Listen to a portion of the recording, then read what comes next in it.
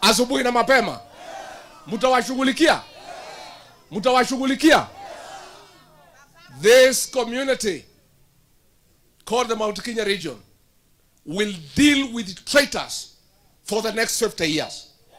Hakuna mtu atasaliti hii jamii miaka 50.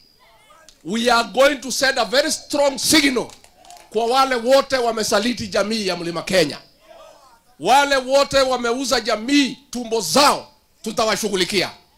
Pamoja na William Ruto tutafukuza nyinyi yote pamoja, one way, mwende nyumbani. Nigwandwa hicho. Mimi nikimaliza, kwa sababu sitaki niseme mambo mingi. Mambo ya miraa, tunataka nyinyi wabunge tusikie mkiongea.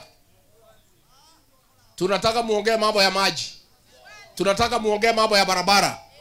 Hapana kuweka watu kwa mabasi kwenda kuhongwa huko Karen. Mkuje mfanyie watu kazi. Tunataka kusikia mkiongea pale bunge.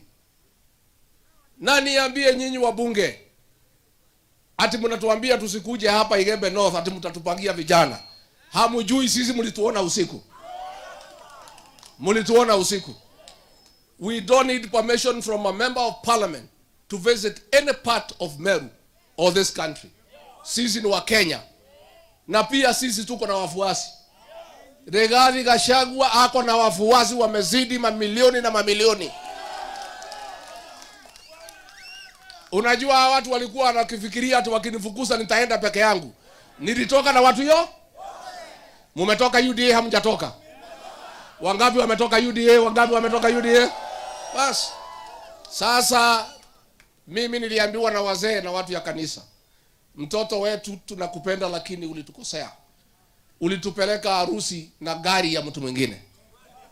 Tukufika kwa mto tukaambiwa tushuke. Tafadhali in future hii mlima haitaenda harusi na gari ya mtu mwingine.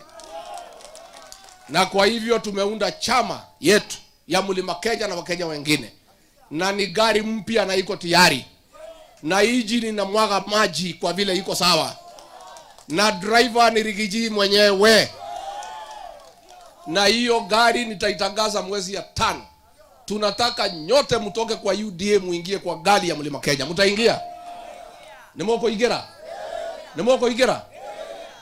Kwa sababu sisi hatuwezi bebwa kama fala.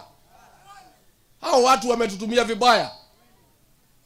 Wametuhangaisha na uongo, hakuna kazi inaendelea. Alafu wanakuja kufukuza watoto wetu kazini. Sasa sisi tutakuwa na gari yetu na tutakuwa na zaidi ya wabunge 120 katika bunge ambayo itakuja. Na hiyo gari ndio ya pekee ya area hii. Rais ataunda chama zingine, atatengeneza mahwilbaro ingine nyekundu, tutamwambia hiyo ni ya rais. Atatengeneza wheelbarrow ingine ya blue, tutamwambia hiyo ni ya rais. Hata atajaribu kusimamisha watu wengine urais wagawe kula yetu. Hao watu yote tutamwambia wale wametumwa na yeye. Sisi tunamjua, tunamuelewa.